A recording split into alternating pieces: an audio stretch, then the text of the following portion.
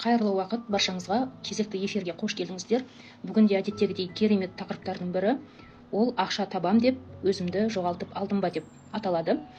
Өте маңызды эфирлердің бірі деп айта аламын және пайдалы болатынына сенімдімін. Егер сіз ақша табам деп өзіңізді ұмытып, тек қана табыстың соңын қуалап жүрсеңіз, өміріңізде барлығы бар сияқты, бірақ ішіңізде жалғыздық сезінсеңіз, бостық сезінсеңіз, ақшаңыз көбейіп жатыр, бірақ жүрегіңізде жеңілдік емес, ауырлық басым болса, онда бұл эфир сізге арналады. Соңына дейін болып, қажет жерін жазып алыңыз және осы тақырып пайдалы болады деген достарыңызбен бөлісіп қойыңыз. Олай болса, эфирімізді бастайық. Ақша бәрін шешпейді деп айта сала аламыз, ол оңай. Бірақ қазір тегін ештеңе жоқ екенін білесіздер. Баланы оқыту үшін де ақша қажет, киіндіру үшін де ақша қажет, ауруды емдеу үшін де ақша қажет. Тіпті біреуге көмектескіміз келсе де қалтамызға қараймыз. Тіпті әжетханаға бару үшін де ақша қажет, Енді осы тақырыпты, осы сұрақты екі қырынан қарап ашып көрейік. Бірінші, ол ақша құрал. Көбіміз осылай айтамыз. Сонымен бұл сұрақты екі қырынан қарап көрейік. Бірінші, ақша құрал. Ақша ол қажет, Онсыз біз базалық қажеттіліктерімізді жаба алмаймыз.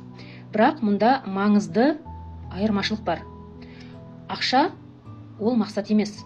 Ақша мақсатқа жетудегі құрал. Ал біз көбіне арман мақсатты жазған кезде не істейміз?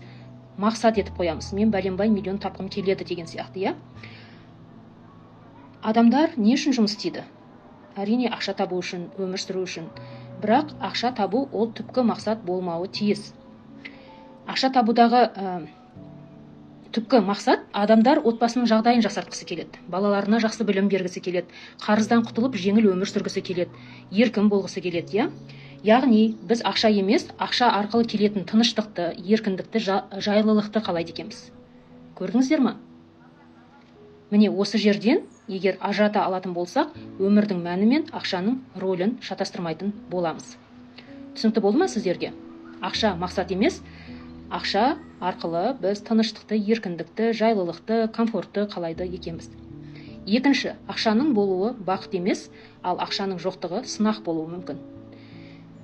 Өздеріңіз байқасаңыздар, адамдар ақшам көп болса, барлығы шешіледі деп ойлайды, Ал неге миллионерлер де күйзеліске түседі? Неге байлар да жылайды?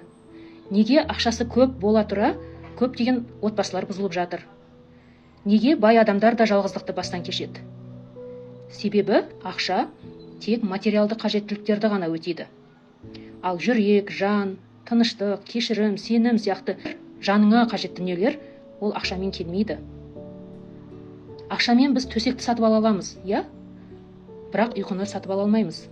Дәріні сатып ала аламыз, бірақ шипаны сатып ала алмаймыз. Ақшамен статусты сатып алуымыз мүмкін, бірақ жүрек тыныштығын сатып ала алмаймыз. Қалай ойлайсыздар? Мен жүрек тыныштығын сатып алдым деген адамды естідіңіздер ме? Немесе отбасының берекесін сатып аламын деген. Ол мүмкін емес, Сондықтан біз ақшаға сенген сайын түпсіз сол ақшаның құрбаны бола бастайды екенбіз. Яғни адамның бар үмітін, сенімін, болашағын тек ақшаға байлап қоюы, оны тоқтамайтын шегі жоқ құлдыққа салып қояды екен. Ойлаңыздаршы, егер ақшаны жүрекке салып қойсақ. Яғни ақшам көп болса, мен бәрін шешемін деп сену, ол адам ақшаға құл бола бастаған деген белгі екен. Біз қаласақ оп-оңай миллион таба аламыз, Бірақ сонда да ол аз көрініп тұрады. Өйткені ниет қанағат емес. Бұл жерде мәселе табыста емес, адамның ниетінде. Егер адам ақша көп тапсам, тыныштық табам, бақытты болам, өзімді құтқарам, тәуелсіз болам десе, ол ақша одан әрі жеткіліксіз бола бастайды екен. Өйткені тыныштықтың құны бар ма? Бақыттың құны бар ма? Жоқ қой. Ал оны ақшамен байланыстырып көбірек табам деген сайын, адам өзін жоғалта бастайды екен. Ішіміздегі бос орынды ақша емес, рухани тепе-теңдік қана толтыра алады екен. Мысалы, миллион тапсақ, оны қанағат тұтпай 5 миллион тапқымыз келеді, 10 миллион тапқымыз келеді. Яғни ақша ол толып жатыр. Ол егер қаласаңыз оңай табуға болатын материалдық құрал. Ал бұл жерде адам ақша тапқысы келіп тұрған жоқ түпкі мақсаты. ол өз қорқынышынан, өзіне жетпей тұрған сезімдерінен, ішкі қандай да бір сенімдерінен қашып жүр. Соны ақша арқылы жауып жүр. Қарапайым сөзбен түсіндіріп өтейін. Бізге ақша керек, бірақ ақша өмірдің шешуші мәніне айналып кетсе, онда адам оның құлына айналады. Қанағат болса, біздің тапқанымыз қуантады. Ал қанағат болмаса, онда табысымыз артқан сайын, біздің ішіміздегі бостық тереңдей түседі екен. Нағыз тоқшылық ол ақшада емес, ол біздің санамызда, миымызда. Аш адам мысалы су ішсе, аштық кетпейді. Аштық кету үшін тамақ керек. Тап сол сияқты ішкі тыныштықты ақша емес, Аллаға деген сеніммен жүректегі иманымыз ғана бере алады екен. Сондықтан да не істейміз? Тыныштықты, бақытты, қуанышты ақшадан емес, Алладан сұраймыз. Ақшаның құлы емес, Алланың құлы боламыз, иә? Ары қарай не істеу керек? Мен бұл жерде айтып отырған жоқпын. Сіздерге ақша таппаңыздар, ақшаны мақсат етіп қоймаңыздар деп. Ақшадан бас тартыңыздар да демеймін. Ақша тапқан жөн, еңбектенген жөн, жаңа нәрсені үйренген жөн. Бірақ жүрегімізді ақшаға байлап қоймағанымыз дұрыс. Табысың артса, шүкір ет. Азайып қалса, сабыр ет. Себебі өмірдің мәні ол біздің қалтамызда емес, ол жүрегімізде. Кім болып ұмтылып жатқаныңда, кімге қызмет етіп жатқаныңда, Аллаға қаншалықты тәуелді екеніңде. Ақша ол адамды сынаққа да, сауапқа да жетелей алады. Өмірлеріңіздің қандай да бір сәтінде ақша мен үшін не деп ойланып көрдіңіздер ме? Дәл қазір осы сұраққа жауап беріп көріңіздерші. Ақша сізді қуанта ма, әлде шаршата ма? Ақша ол біздің өміріміздегі маңызды құрал. Бірақ сол құрал жүректі басқарып кетпеуі керек. Біз ақша үшін өмір сүрмейміз, біз Алла үшін өмір сүреміз, иә?